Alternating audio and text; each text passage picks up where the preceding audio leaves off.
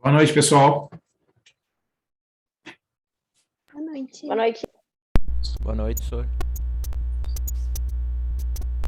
Bem, pessoal, eu mandei mensagem para vocês hoje, né, a respeito do assunto aí que tem despertado aí a atenção, né, de todos, que é a questão das aulas presenciais. Receberam as mensagens que eu mandei ontem e hoje? Sim, senhor. Recebemos. Certo.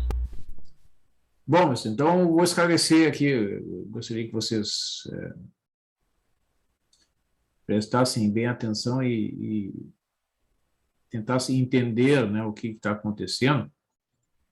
Ontem recebemos uma orientação, né, de que as aulas presenciais decididas pela universidade, né, e agendadas pelas escolas, no caso da nossa escola, a Escola Politécnica,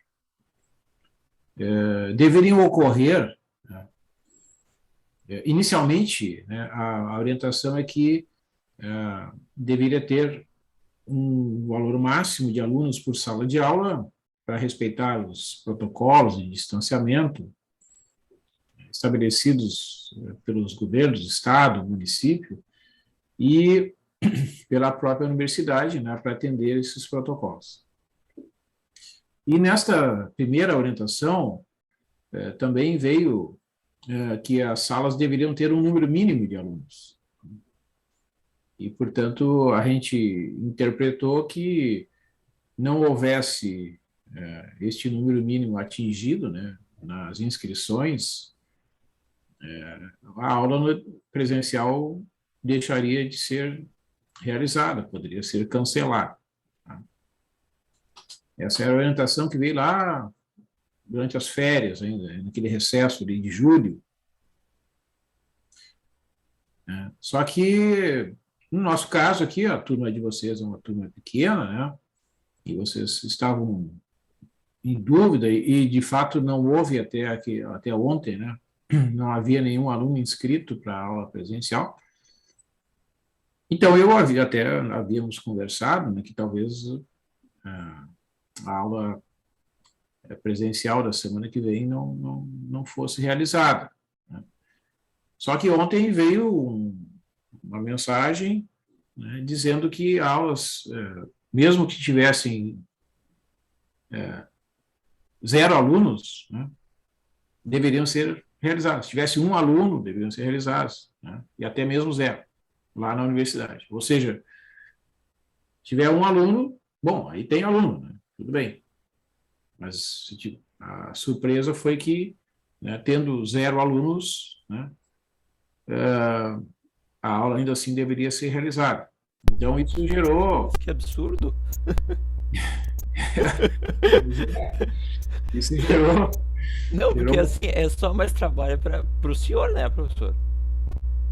Não, é que gerou uma polêmica, porque a gente, né, havia entendido que deveria ter um número mínimo. Depois, esse número mínimo deixou de existir. Então, no caso, por exemplo, se tiver um aluno, também deveria ser realizado. Depois, até mesmo com 0, né? Então, isso causou surpresa para nós, professores, porque,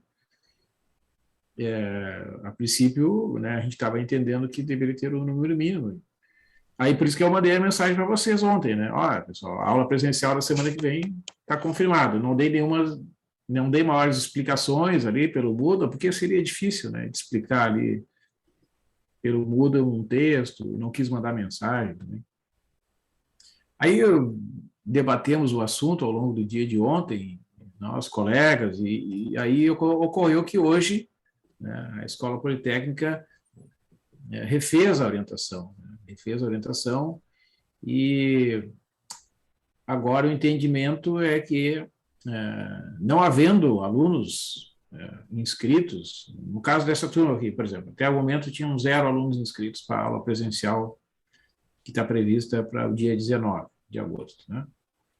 Neste caso, isso eu vou esclarecer para vocês, aí a aula presencial, né, eu não precisaria me deslocar até a universidade, certo? Só que, aí tem um detalhe importante, tá, pessoal, que eu quero que vocês entendam.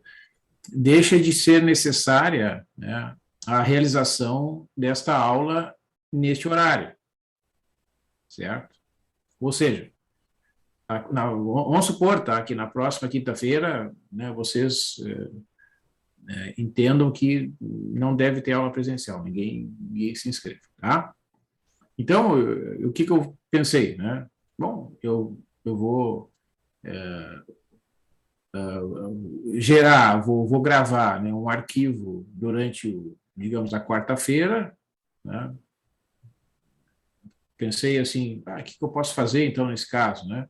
Posso resolver alguns exercícios, né, do livro sobre essa parte inicial das operações com números complexos e vou postar lá um vídeo, né, com o desenvolvimento detalhado e alguns exercícios para que vocês tenham, né, uma referência, certo? Então, essa é a orientação.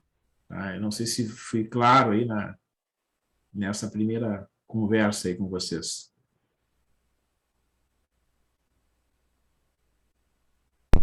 Olha, eu acredito que claro foi, né? O problema é que as orientações não são claras, né?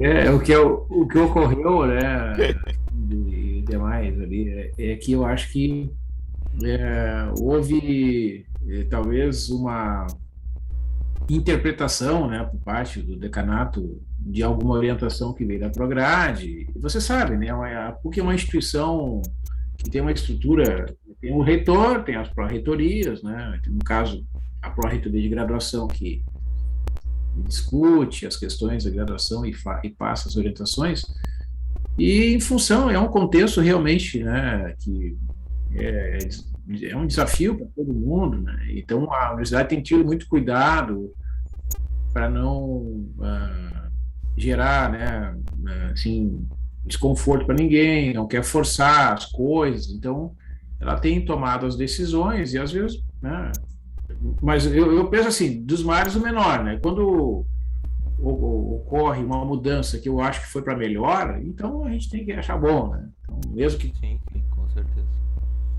gere alguma confusão, mas é quando eu acho que agora, né, a orientação passou a ser melhor, né, do que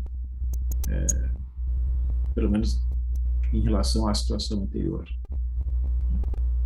Porque assim, que nós, né, depois que a gente conversou aqui, eu conversei com vocês e conversei com uns alunos de outras turmas, né, a gente comentou com os colegas, olha, a questão é que tem alunos que manifestaram, né, em várias disciplinas que ainda não estão sentindo à vontade, sentindo seguros para se deslocar até a universidade. Alguns alegam até questões de custos, de segurança, né? Teve uma aluna minha da turma de análise, por exemplo, que comentou que não gostaria de assistir aula, por exemplo, às 9 da noite, porque depois, né, teria que se deslocar ali da universidade. Realmente, ontem eu tive uma aula ali às 9 da noite, tem bem menos circulação de pessoas, né? Então, uma série de coisas que estão envolvidas, tá? Então, por isso que eu mencionei para vocês que eu gostaria de conversar. Então, assim, o que eu penso, né, pessoal? A gente dá continuidade hoje, né? Eu vou fazer uma aula aqui no Zoom, né, vou apresentar algumas, vou fazer uma pequena revisão do que foi feito na aula anterior, né? Fixar a notação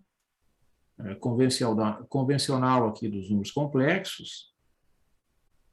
Vou apresentar algumas operações na forma polar, né, a representação dos números na forma polar, o teorema de De Moivre, né, falar um pouco sobre o cálculo da raiz enésima, né? Então, eu vou deixar assim pronto, digamos, né, o desenvolvimento teórico, né? E aí na quinta que vem, né, eu posso até avisar vocês antes, ó, quinta-feira à tarde vai estar disponível o vídeo sobre esses conteúdos de hoje, que eu vou fazer alguns exemplos, né? Então, eu sei que vocês né, soubessem, né, como é que vai ser, então, a atividade da semana que vem. Tá bom? Tudo certo, então. A Bruna e a Maíra estão ouvindo, Sim. certo? Uhum. Então, tá bom. Então, tá, pessoal, acho que fica melhor assim, né? Não vamos forçar a barra. Aí no mês que vem, que é o mês de setembro, né, a gente torna a conversar, a situação pode ter mudado, né? Enfim, né? Então as coisas vão se modificando, o que a gente, de repente a gente está enxergando a situação de um jeito, pode ser que no mês que vem vocês se sintam mais seguros, vamos ver, né? Vamos resolvendo as coisas, né, na medida em que elas forem acontecendo, que for exigido alguma decisão, né? Então, fica combinado assim, tá? Para a próxima semana. Beleza, então.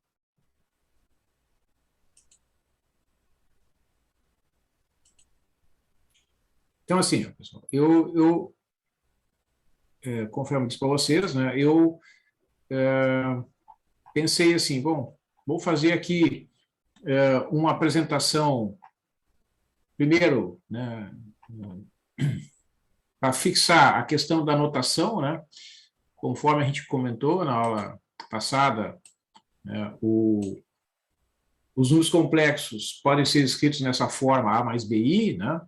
Então, a gente fez, primeiro, né, a gente representou os números na forma de um par XY, certo? E a gente identificou esse par XY com um número da forma X mais YI, né?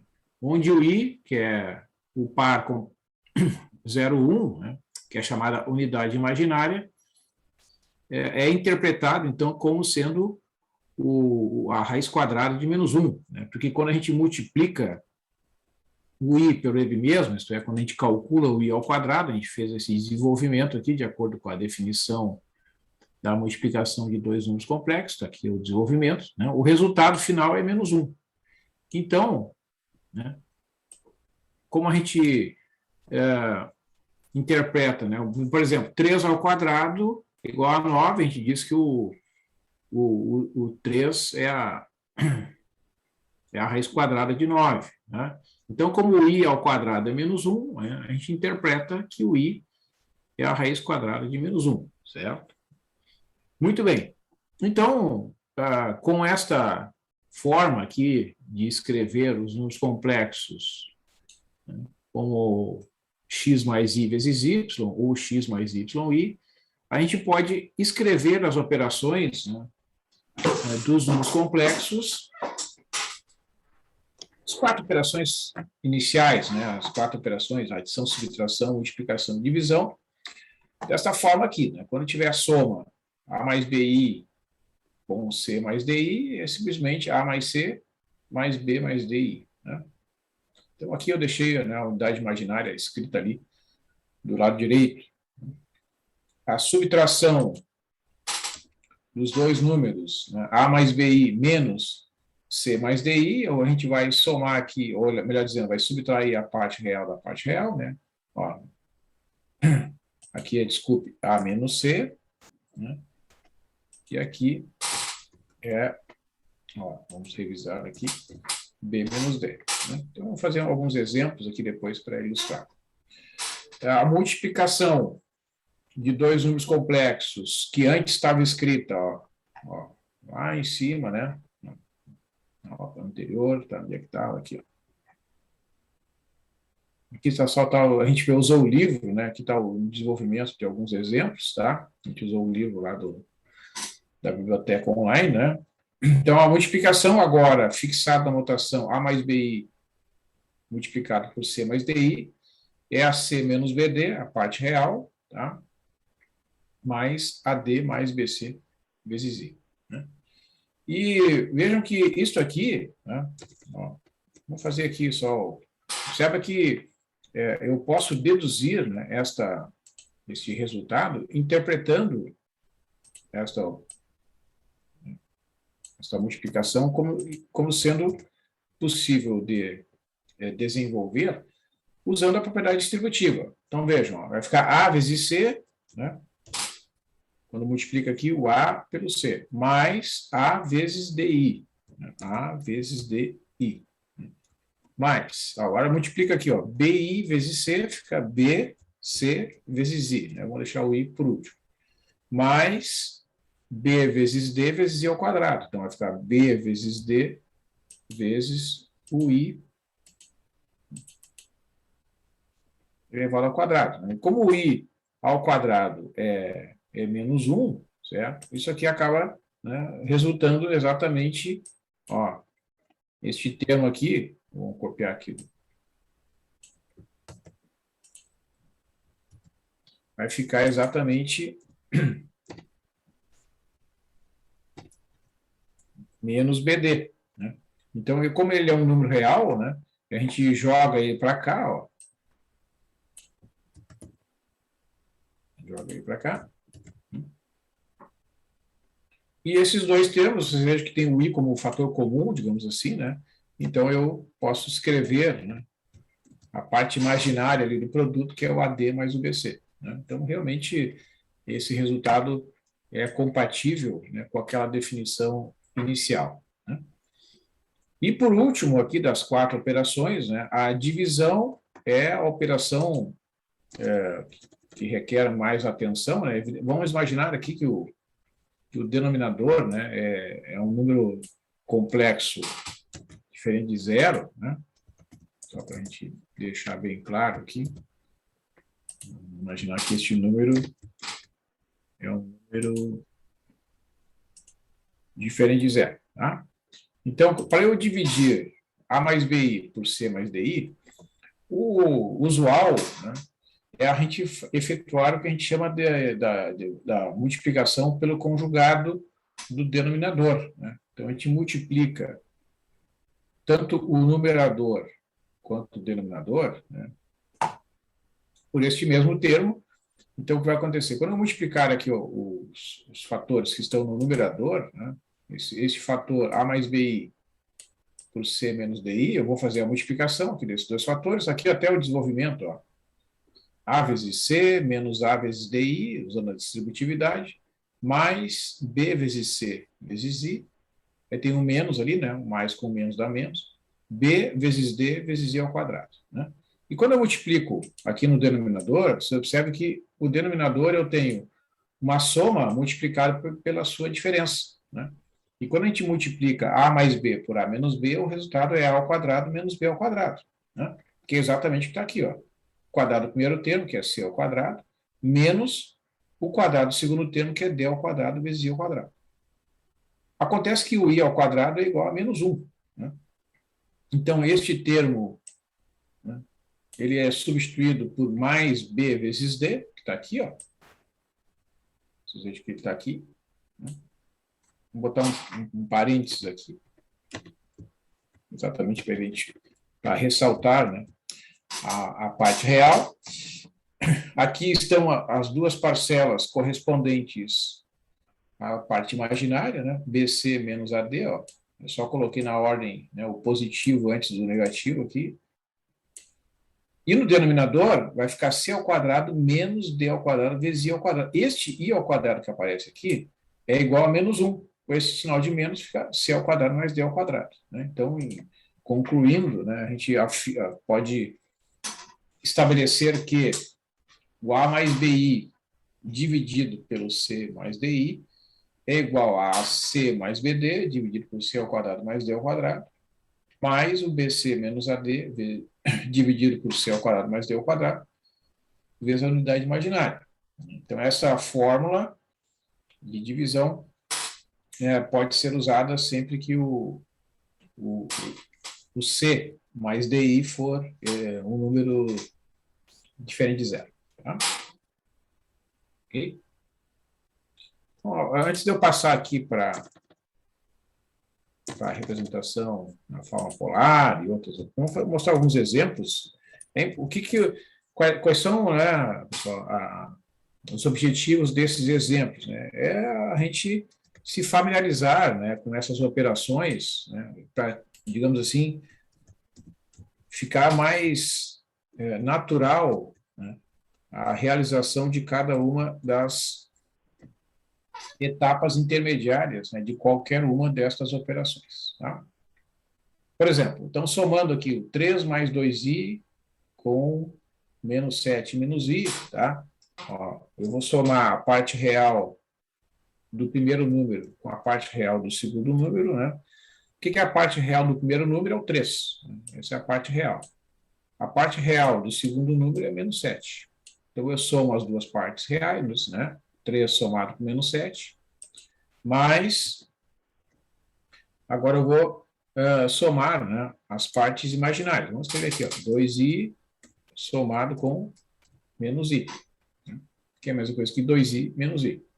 Então, isso aqui vai dar menos 4 mais i. Então, ó, digamos, o resultado desta operação é o número complexo menos 4 mais i. Tá? Então, eu vou realizando aqui, pessoal, vocês, por favor, né, me interrompam aí se tiverem alguma dúvida. Então, vamos começar com exemplos bem simples aqui, para ilustrar essas operações.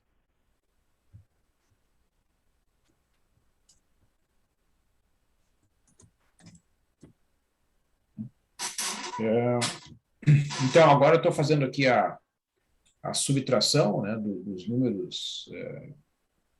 Então, aqui o autor, né, já, digamos, de propósito, né, escreve o número complexo que aparece aqui dentro, né, na ordem não usual, tá certo? Então, tem que ficar atento a isso aqui, né? Então, observa, ó, tu vai ter 8 menos 7, né? Tem que somar a parte real com a parte real, menos 6i menos 2i. Né? Então, isso aqui vai dar 15, né, na parte real, menos 8i. Vamos diminuir aqui a fonte aqui para...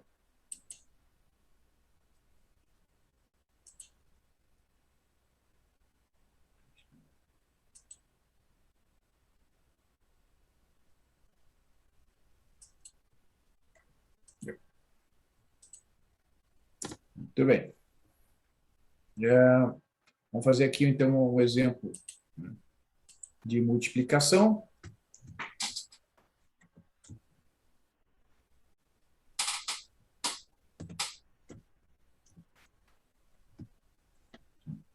Ó, então, aqui, ó, vocês têm duas... Né, em geral, existem, né, mais de uma maneira, né, da gente fazer o desenvolvimento dos cálculos dessas operações. No caso da multiplicação, vocês têm duas opções. Vocês podem usar a propriedade distributiva ou usar esta fórmula. Vocês têm aqui a fórmula da multiplicação. Né, vamos copiar aqui. Então, vocês podem usar, né, ó, tendo ali a referência, né, ó, a parte real é A vezes C, 4 vezes 2, né?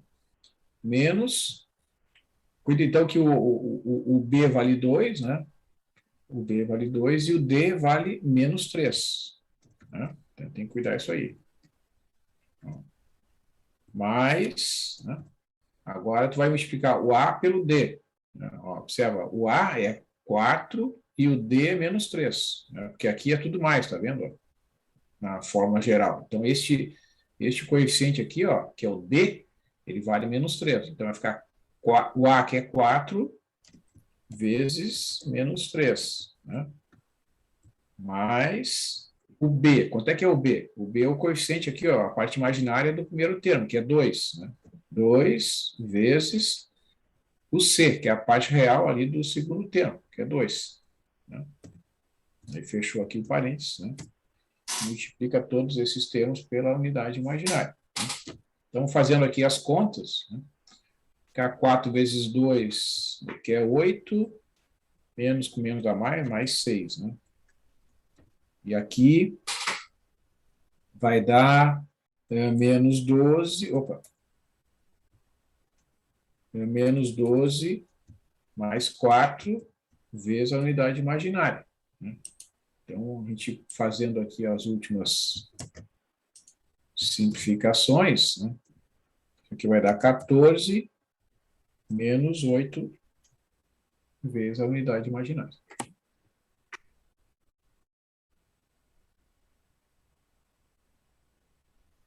Ok, pessoal? Tranquilo? Ok. Tudo certo, senhor. Deixa eu tirar daqui essa fórmula. Vou fazer aqui um exemplo de uma divisão, então.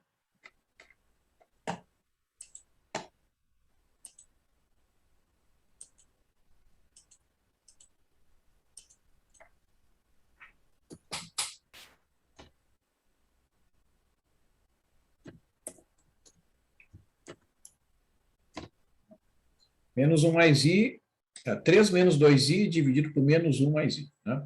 Então, a sugestão ali, né, que é bastante prática, é efetuarmos aqui a divisão como sendo equivalente à multiplicação do numerador e do denominador do quociente original pelo conjugado do denominador. Vai ficar menos 1, menos i aqui, e aqui menos 1, menos i.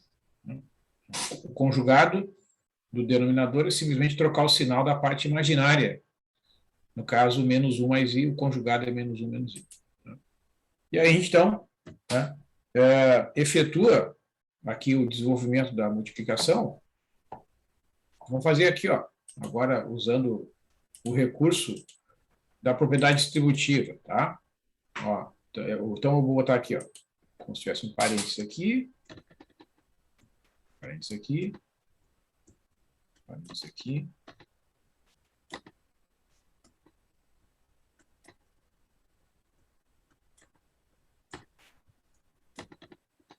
Tá? Então, ó, 3 multiplica por menos 1, dá menos 3, tá? 3 multiplica por menos i, dá menos 3i. Menos 2i multiplica por menos 1, dá mais 2i. E menos 2i multiplicado por menos i, vai ficar mais 2 vezes o i elevado ao quadrado.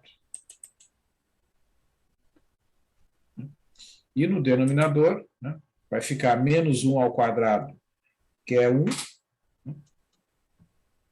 Vamos botar aqui aquela expressão lá, que daí vai ficar melhor, né? Vai ficar mais claro. É menos 1 elevado ao quadrado, né? Mais 1 elevado ao quadrado. Vejam que aqui não tem a unidade imaginária. Aqui é só, ó, vamos olhar a fórmula lá em cima. Ó, tá vendo? Ó? No denominador, é só c ao quadrado mais d ao quadrado. Tá? Então, né, usando aqui os resultados, né, a gente vai chegar em... quanto aqui o tracinho ali? Menos 3, né? Somando ali a unidade imaginária dá menos i, né? Esse 2i ao quadrado aqui, ó, é menos 2. Né? É menos 2. Aí tu vai dividir por 1 mais 1, que é 2. Né? Ou seja, né, a gente pode reescrever aqui só para resumir, né, o cálculo. Ó, vai ficar menos 3 com menos 2, vai ficar... Vamos botar aqui. Menos 5 menos i dividido por 2. Tá? Então, eu posso escrever isso aqui como sendo menos 5 meios, se eu quiser separar, tá? Menos 1 sobre 2 vezes i. Certo? Então, vejam, para a gente fixar essa questão da nomenclatura, né? A gente diz, ó, que a parte real da divisão desses dois números aqui, ó, a parte real é menos 5 meios, tá? E a parte imaginária, vou copiar aqui só, se eu consigo capturar aqui. A gente vai dizer que a parte imaginária dessa divisão é menos 1 meio, tá? Então, tanto a parte imaginária quanto a parte real são números reais, tá? Certo? Aqui na parte imaginária não entra a unidade i.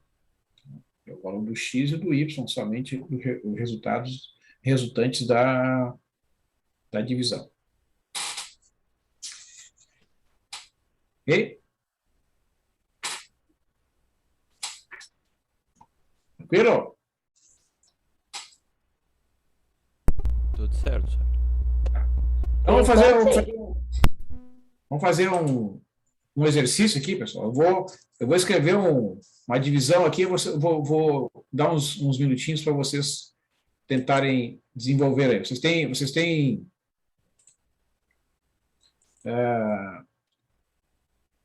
caneta e papel aí? Sim, pode ser, senhor. Sim. Tá, então vamos lá. Tentem fazer um aí. É bem simples.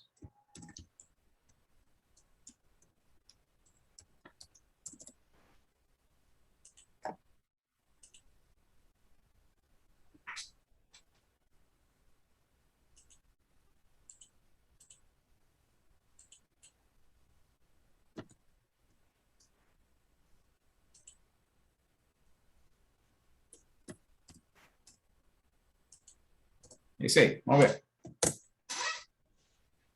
5 mais 5i dividido por 3 menos 4i.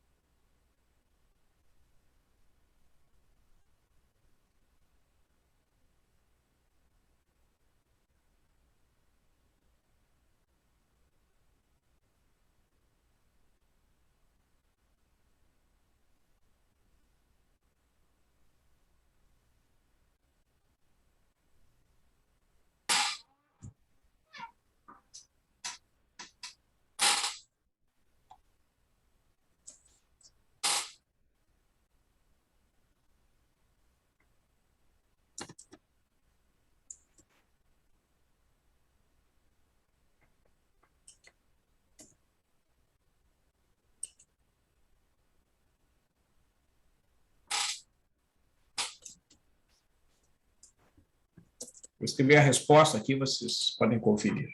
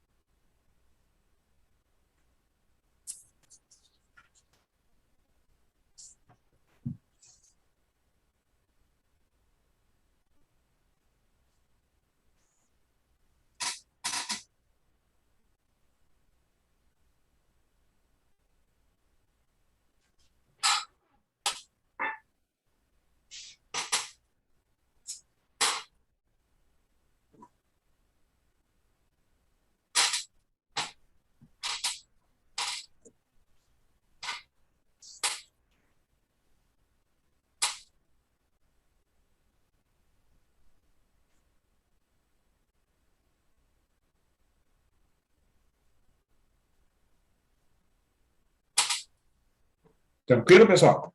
Conseguiram? Só mais um pouquinho que eu tô no finalzinho. Tá, ok.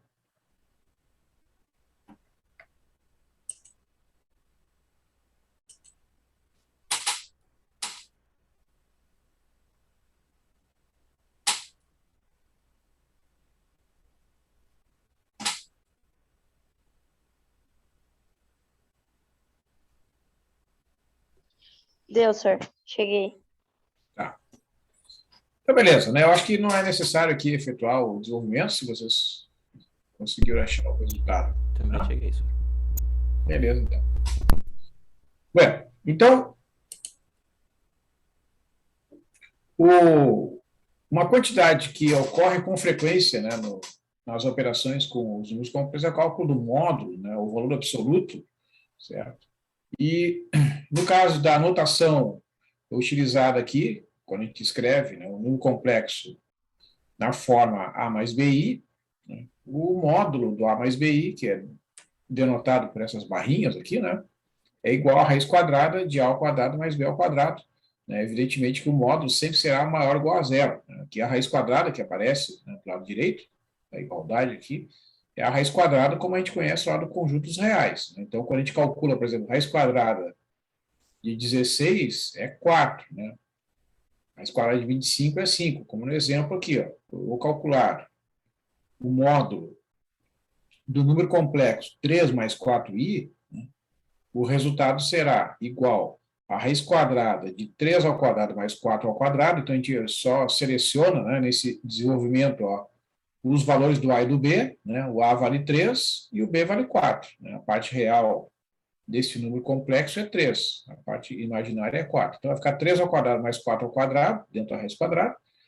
A raiz quadrada de 9 mais 16, ou seja, a raiz quadrada de 25, né, que é igual a 5. Então, né, o número complexo 3 mais 4i tem módulo igual a 5. Se vocês desenharem, né, este número complexo ali no plano, este 5, né, corresponde à distância do ponto 3,4, né, que corresponde ao número complexo 3 mais 4i, lá no plano XY. Né? A distância desse ponto até a origem do sistema de coordenadas é exatamente o módulo, né, do número complexo 3 mais 4i.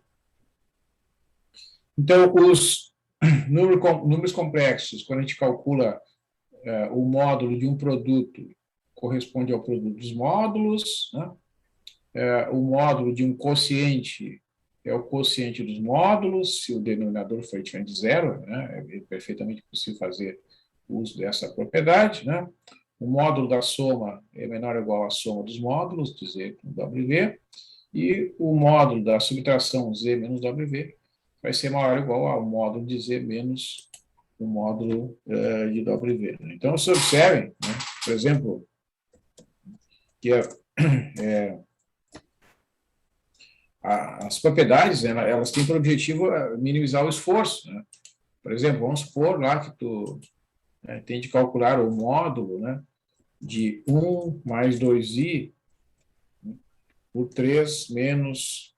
Vamos botar 3 mais 4i ali para aproveitar o exemplo, né, anterior.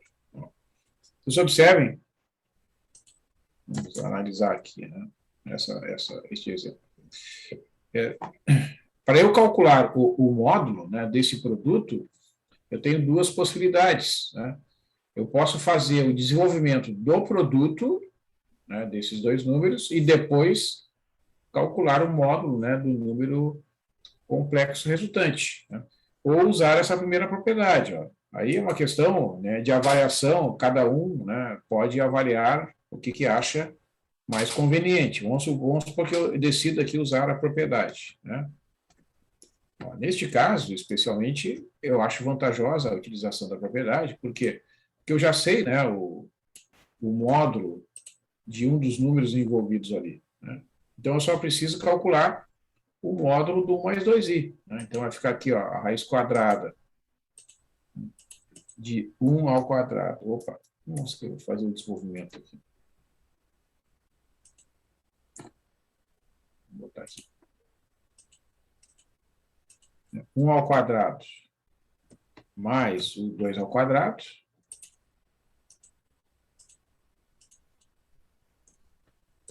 E aproveitando o exemplo anterior, eu sei que o segundo fator ali, o módulo é 5. Então, para não dar confusão, eu vou botar ele na frente aqui. Usando o exemplo anterior.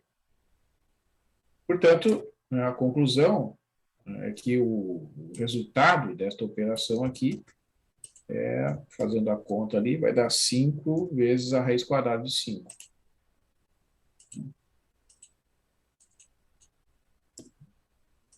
Então, outra solução possível seria, como eu disse, né? Primeiro efetuarmos aqui o cálculo desse produto, né?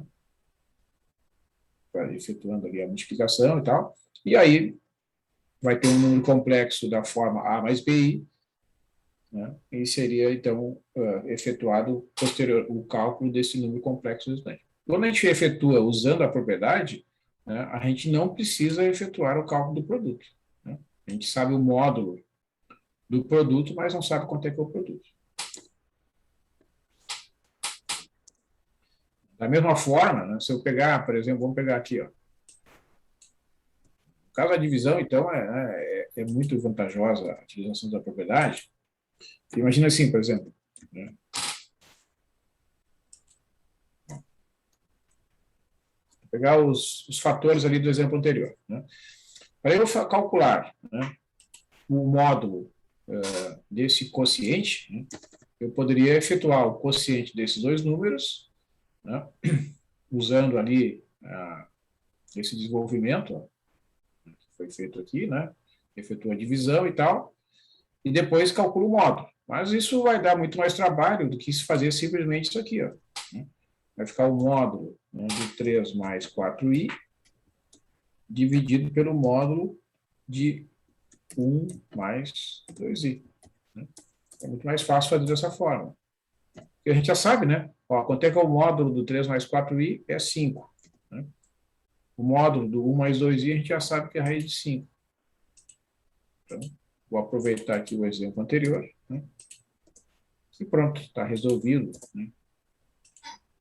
E assim, pessoal, aqui nas variáveis complexas, né, quando vocês encontrarem um resultado como esse aqui, ó, que é 5 dividido por raiz de 5, né, vocês podem deixar escrito dessa forma. Se vocês quiserem racionalizar, né, nesse caso especificamente, é até possível com alguma vantagem, né, porque como o 5 é a mesma coisa que raiz de 5 vezes raiz de 5, né, aí vocês podem escrever o resultado como sendo raiz quadrada de 5.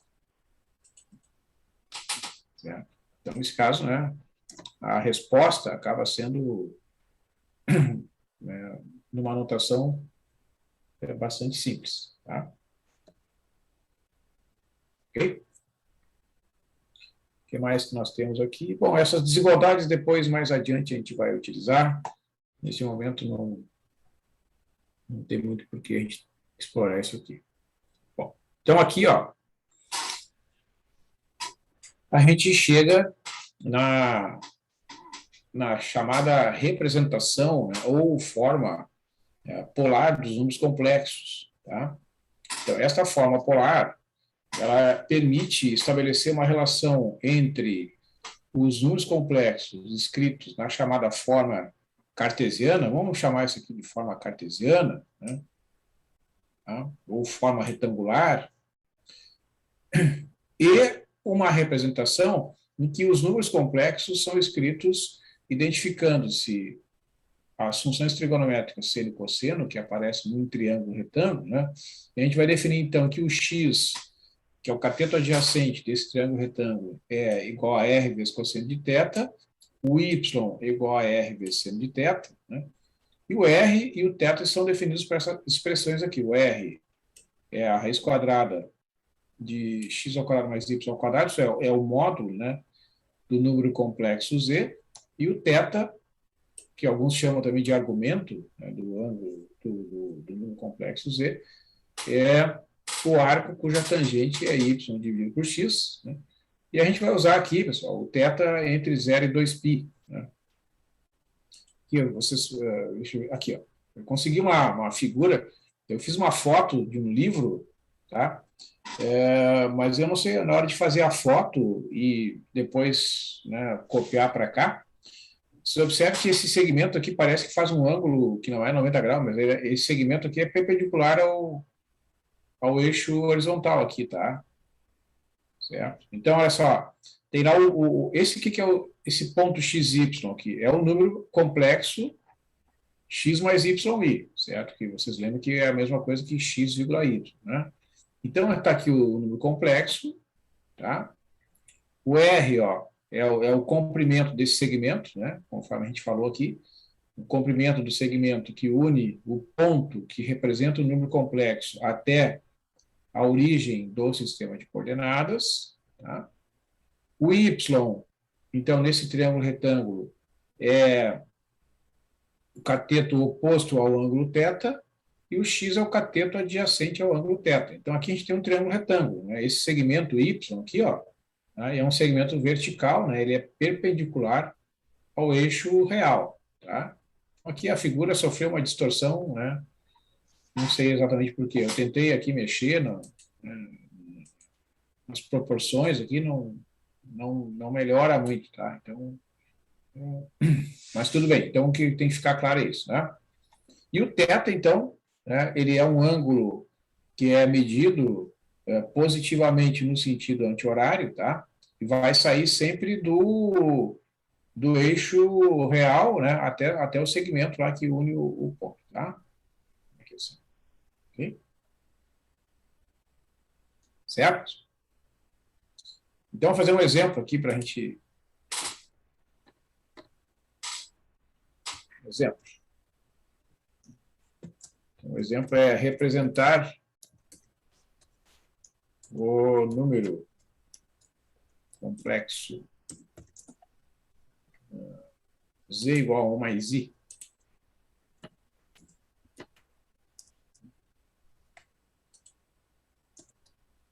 Opa.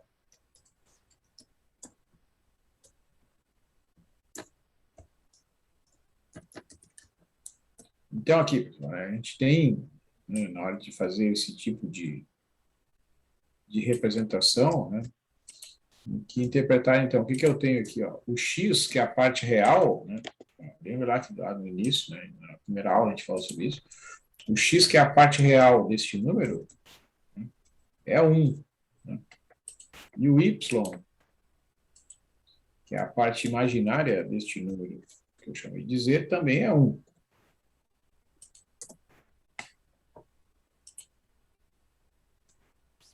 Certo? Tranquilo em relação a essas duas quantidades aqui? Sim. Vocês todos aí, é bem tranquilo essa identificação? Tudo certo. Ok. Então, né, o módulo, que é o R, vai ser a raiz quadrada do x ao quadrado mais y ao quadrado. Opa. Vai ficar aqui no primeiro termo, né, fazendo aqui esse cálculo, vai ficar 1 ao quadrado mais 1 ao quadrado, que vai dar raiz de 2.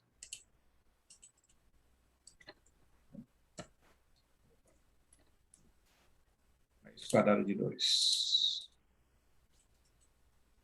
Ok. Então, tem que calcular o argumento, né, o θ. Então, o θ, vou copiar daqui, aqui daí eu não preciso escrever de novo.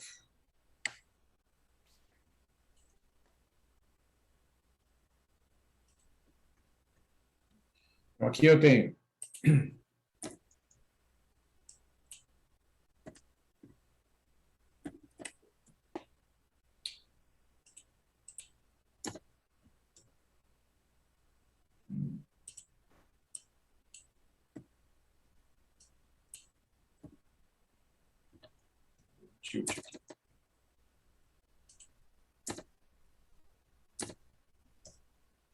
ó, eu tenho que o θ é o arco cuja tangente é 1 dividido por 1. Né? Então, eu tenho que fazer aqui a divisão. Tá? Então, isso aqui vai me dar o arco cuja tangente é 1. né? Então, o que a gente tem que fazer aqui, né? Tem que ter um certo cuidado, né? Que a gente tem que fazer o cálculo, né? Se for usar uma calculadora, o arco deve ser medido em radianos, né? Ou deve ser medido em graus. Mas, no caso das operações com os números complexos, que são efetuadas para efeito de cálculo de raiz enésima, cálculo de funções, cálculo de derivadas, cálculo de integrais, todas essas operações, tá? O θ tem que ser medido em radianos, né? Quando vocês efetuam certas operações em calculadoras científicas, principalmente, né, as funções trigonométricas inversas, muitas vezes, elas vão ser representadas por um número decimal, né, que tem, às vezes, é um múltiplo de π, né, π sobre 2, π sobre 3. Então, né, às vezes, eu utilizo, né, certas páginas, quer ver? Eu não sei se eu vou mostrar para vocês o que acontece no site da Wolfram aqui. De repente, vocês podem usar esse recurso aqui, ó. Vamos ver como é que ele representa o arco cuja tangente é 1.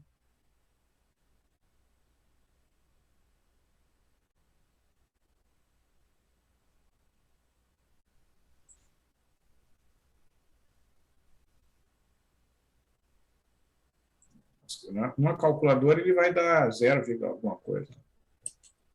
A gente vai escrever aqui, arco cuja tangente é 1. Vamos ver. A gente pressionar Enter, né? Ele vai dar uma expressão decimal, mas às vezes ele representa. Ó, tá vendo? Ó, é π sobre 4. Ó. Ele dá a representação decimal, né? 0,78, 53, 98, etc. Mas ele escreve o resultado exato, que é π sobre 4. Nós vamos usar esse resultado aqui. Ó. É π dividido por 4. Que em graus corresponde a 45 graus. Né? Ok? Muito bem. Então, eu vou pedir para vocês fazerem o desenho aí no caderno de vocês. Vou dar uns minutinhos aqui. O desenho aí desse cálculo. Né? Ó, semelhante a este desenho aqui. Ó. Identificando o R, o Y, o X e o θ. Tá bom? Para este exemplo particular aqui. Ó.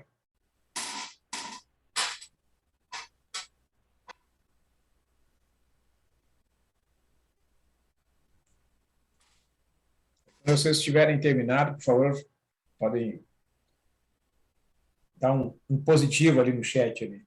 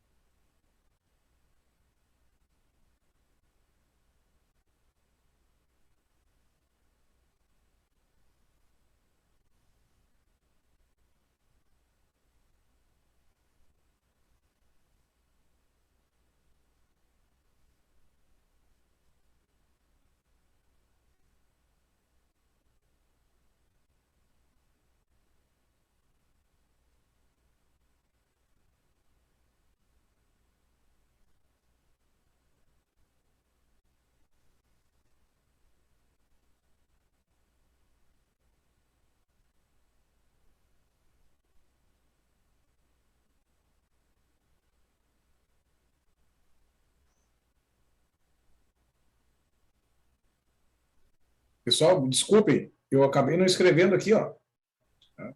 Ó. Afinal de contas, qual é a forma polar, né? Agora estou me dando conta aqui.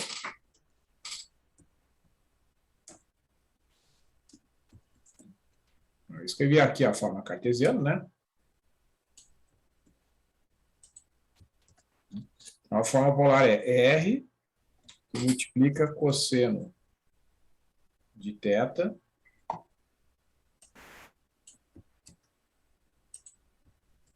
mais I seno de θ. Essa aqui é a forma polar. Eu vou tirar isso aqui. Esse formato aqui.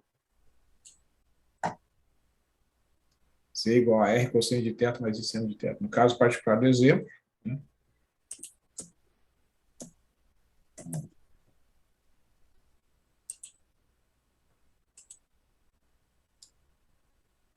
Raiz de 2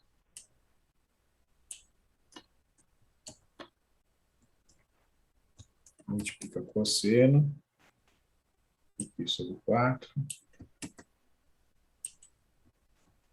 mais I seno de π sobre 4.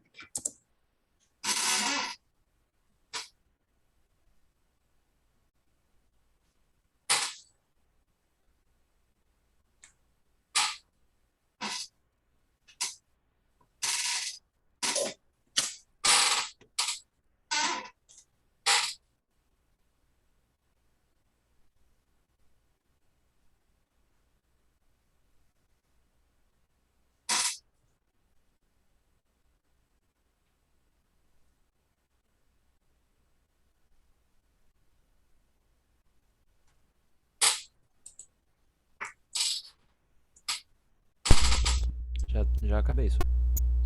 Ok.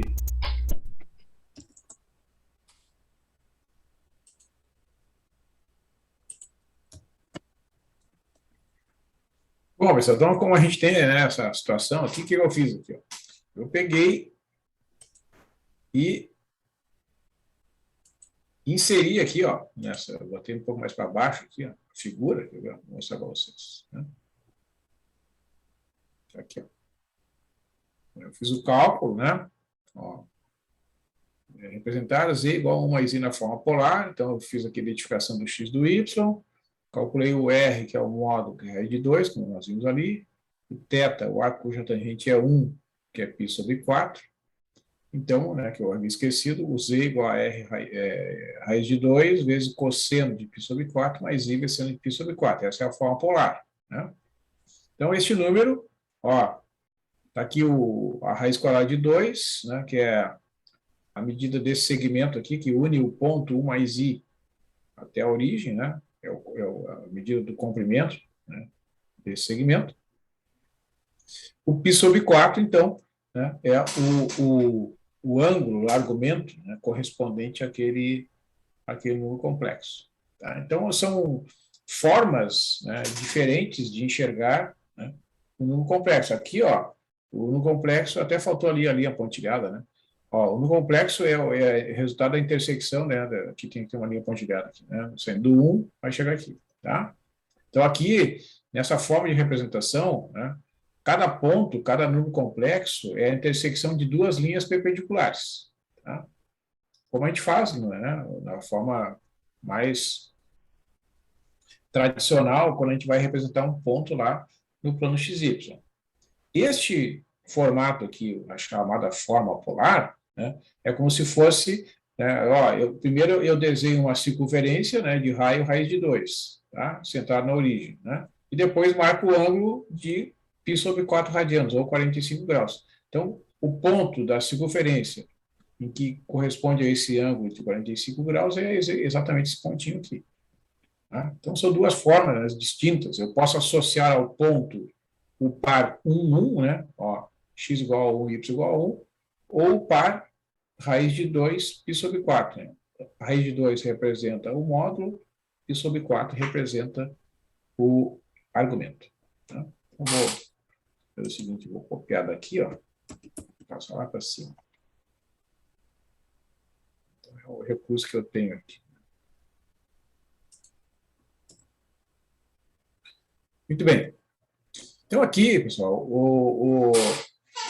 existe uma fórmula, né, que, uma vez que a gente identifique ou represente, né, um número complexo na sua forma polar, né, essa é uma representação muito vantajosa para calcular a potência enésima de um número complexo. Né? Então, aqui, para ficar bem claro, né, o n, né, é um número natural. Tá? Vou botar aqui. Pertencentes naturais.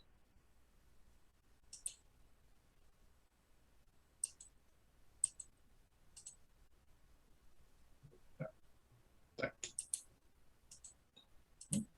Então, aqui, ó, vejam, se o número complexo, que originalmente é dado, né, na forma cartesiana, x mais y, ele é expresso como um número r cosseno de θ mais i seno de θ, para eu calcular o z na n, né, eu faço o r na n, o r já é conhecido ali, né, multiplicando o cosseno, vamos botar aqui, ó, parênteses, para deixar bem claro, né, cosseno de n vezes θ, mais i vezes seno de também n vezes θ.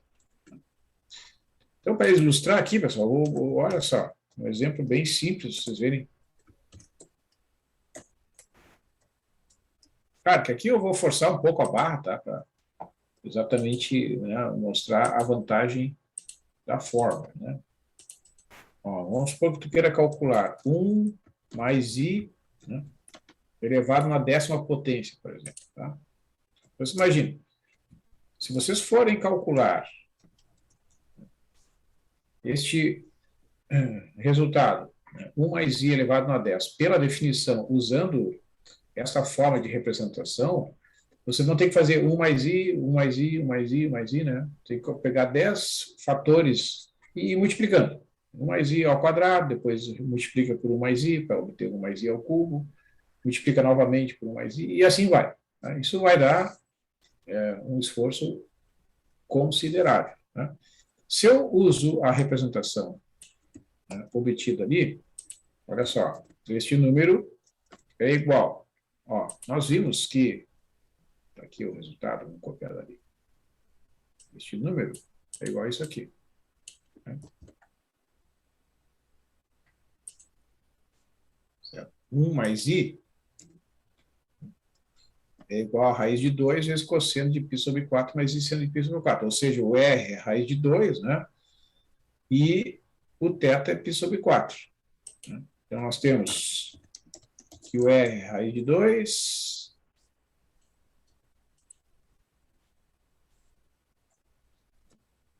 o θ é π sobre 4, vou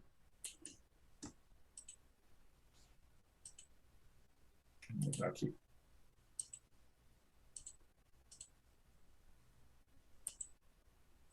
E o n é 10.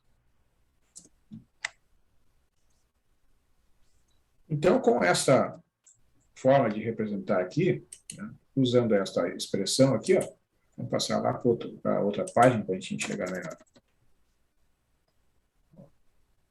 O que eu tenho aqui? Usando aquela fórmula, vai ficar, então, raiz quadrada de 2 elevado a uma 10ª potência, né, que vai multiplicar o cosseno de 10 vezes π sobre 4. Vou copiar aqui. Mais i seno exatamente desse mesmo produto aqui. Então, eu vou copiar aqui. Olha só que barbada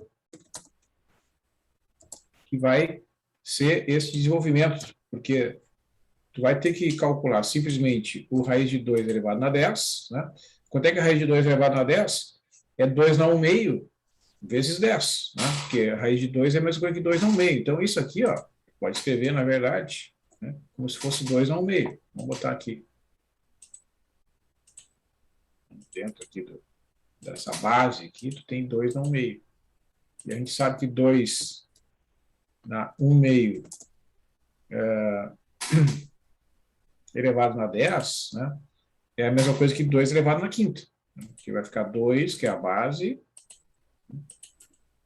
elevado na multiplicação. 1/2 vezes 10 dá 5. Então, é 2 na quinta. Multiplica. Ó, opa. Cosseno. Quanto é que é cosseno de 10π/4? Se você simplifica ali, ó, vai ficar 5 vezes π/2. Né? 5, opa, cosseno de 5, vou botar um parênteses aqui, ó. 5π/2. 5 vezes π dividido por 2. Mais i vezes seno dessa mesma quantidade aqui. Vou copiar aqui. Ó.